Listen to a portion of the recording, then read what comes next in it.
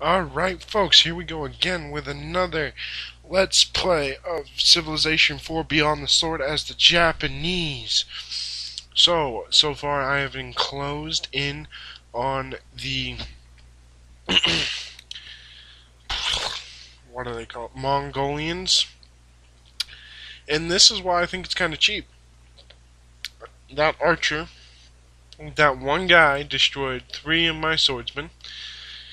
So now I have to revamp for my assault against that city, and eventually I will just totally drop it, and it's because I have a totally new enemy who surprises me out of the blue. And it's a kind of a bad thing because the troops will be lined up at my border, and I will have no troops except for troops in one city to defend, and that is legitimately all I have for defense in that situation. So once again, I stopped building troops to build an aqueduct at my main city, trying to inspire growth. So here we go.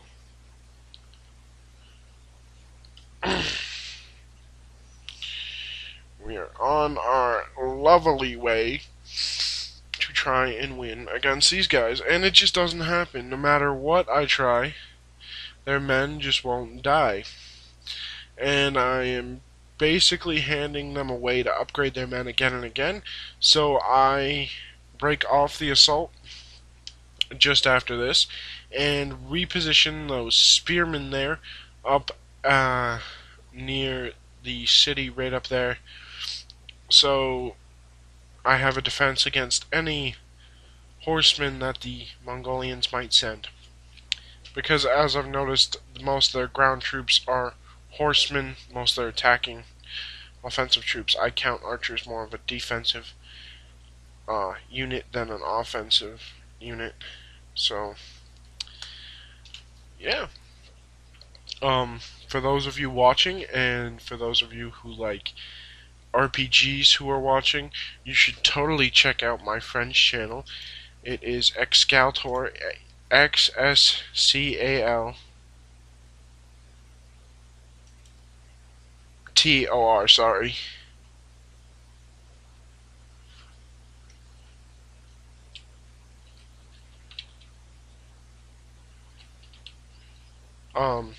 Sorry about that. Sorry about the silence.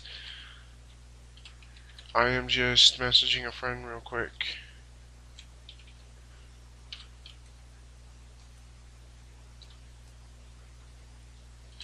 Sorry about that. Oh. But anyways, so yeah. Basically, I can't go any further in their territory. It's just not happening. I'm not moving fast enough. I'm not taking their city, so that's just not good. And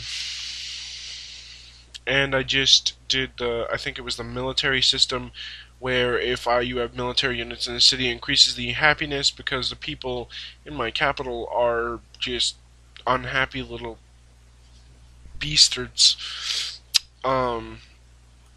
So yeah, I'm now producing more swordsmen to try and fuel the war machine against the Mongols. Because I really don't need too many swordsmen. All you need is like 1 or 2 to hold off whatever horsemen they're gonna send at you, and they are obsessed with their horsemen, I tell you that now. So yeah. It's good to know which units are stronger against which, so you know how to correctly prepare yourself to fight whoever you're versing, and whatever units they have. Later on in the game, if you have more advanced technology, sometimes it won't really matter what units you're using to attack. Especially if you have like tanks and they have whatever they have that's not really good against tanks. Just do what you need to do to get things done. So after all this time, I find another civilization. Maybe I found her before. I think she was just offering me something. but it seems like I just found her. I don't know. I remember finding one civilization late in the game, and it really surprised me because after a while, you usually stop finding civilizations unless you have continents, and then you really need to get ships before that, and it takes a while to get ships. It really does, unless you focus on that right off the bat, but then your military strength is down and you are vulnerable to attack by the other civilizations around you. And when you don't really have the forces to attack anyone, or barely the forces to defend yourself, that's when they take the time to attack you and try and destroy you. They know when to time it, and they just know if you're vulnerable or not, and it's kind of a funny thing. The next faction, the next civilization who will declare war on me, you'll see, is the Spanish, and they don't declare war on me because I am in a vulnerable situation as much as I declared war on the Mongolians, and I believe that they are close to each other and they are friends, and when you declare war on somebody's friends, they get extremely mad at you, and so sorry about that. I have no idea where that was coming from. And I do not give Gandhi, or do I? I do, don't I? Oh, why did I do that? That's gonna come back to bite me in the butt, because I noticed, though Gandhi in real life was a pacifist, in this game he is one of the first rulers who almost always declares war on me, especially if we're closer. He'll be like, hi dude, yeah, by the way, I'm coming into your territories and burning down your cities. And I'm like, okay, that doesn't even sound okay, actually. Take some swordsmen to the face. So there's Isabella declaring war against me, and she is to the south of my border, so it takes a lot longer to even see what I mean. That enormous troop section right on the left of the screen there. Those are what she had at my borders, and I totally didn't notice. I kind of ignored over there, and now she's gonna be attacking me, so this is gonna be interesting. I have these 3 warriors to try and help hold that city, and I really think I need it, but what happens next is very interesting in my opinion, because it happened between me and the AI, but now the roles are reversed, which is pretty funny if you ask me. I actually kind of like the roles being reversed. It's a change, if you ask, and I tried making peace with him. So, but he was like, no.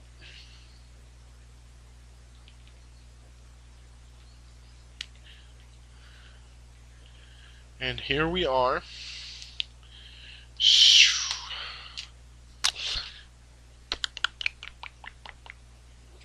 And now I'm going to end my turn with the Spanish right at my door, because there's absolutely nothing I can do. I can't build any more troops. I can't. The most I can try to do is send what little troops I do have over there to defend that city. But it turns out, if you're watching this and you can actually see everything that's going on, that I don't actually need it. And I thought it was really funny that I didn't actually need it. No matter how many troops he moved against me. So the spearmen die here, and then the next one there are no more archers. Yeah, sad face, so my archers don't get attacked again. Oh, or maybe they do. No, it's the one after this that my warriors instead get attacked because my archer unit's so hurt. So, and my warriors don't do as good as a job as my archer unit did. But it doesn't matter, because it bought me enough time to bring those 3 swordsmen down into the city and push back against the Spanish, holding my own territories and trying to retaliate to take her territories. And right now I'm trying to be on the good side of every other civilization, because I'm running 2 wars at once, which I usually don't like to do unless I have a lot of troops. And the funny thing is, I have a small empire and I don't have many troops. So it's the exact opposite of the conditions I love when having a big war. Um, but something tells me I should do just fine in fighting the Spanish and pushing off and hopefully destroying the Spanish and the Mongolians. If not destroying, definitely taking more than a few of their cities and making them vassal states or making them surrender completely.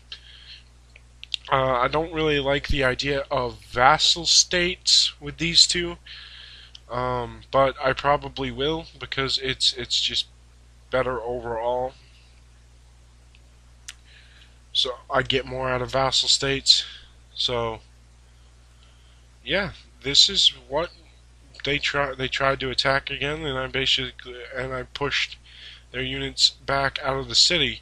So the city is 100% mine, and instead of continuing with troop production, which I really should have done, once again I go off and I build something else to try and make my people happy, and it's I really should have just focused on troop production so I don't lose this war that is going on right now. But I really didn't, so in my next video I definitely will, because that one will probably be a live commentary, so I won't be doing it after. Everything you'll see will be going on as I'm talking. My reactions will be like what just happened reactions, not like now. I really don't have much of a reaction to anything that is happening. Um, so yeah, but no, definitely going to attack the Spanish. And after this playthrough, like after I'm done with the Japanese and I start a new civilization game, I will be starting as another random faction. I'll just let it like go on to whatever faction it wants, and then I'll play as that one. And it's because if I pick the civilization, I kind of just run through the same motion. And if it's one that I don't know, all civilizations start off with different bonuses, so that's pretty good.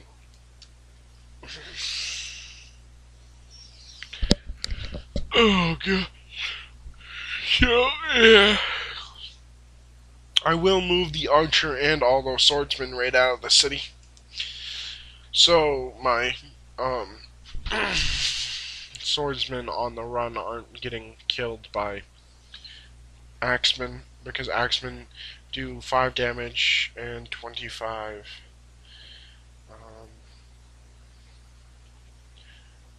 percent extra.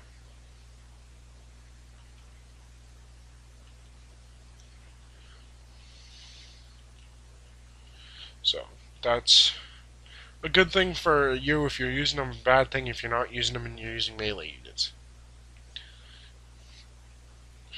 Because they only do 25% more against melee.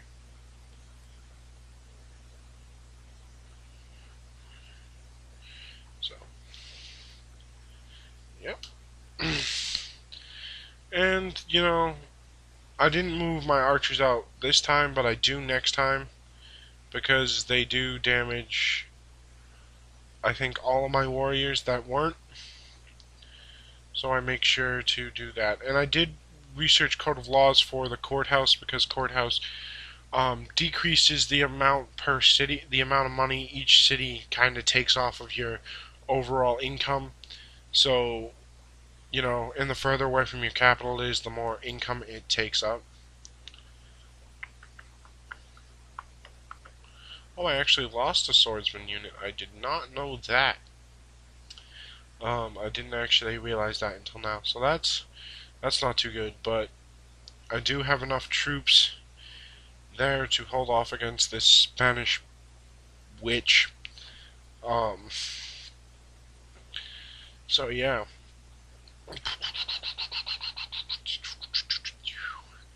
This is basically the end of my video after this deal. So I will see you folks on the battlefield.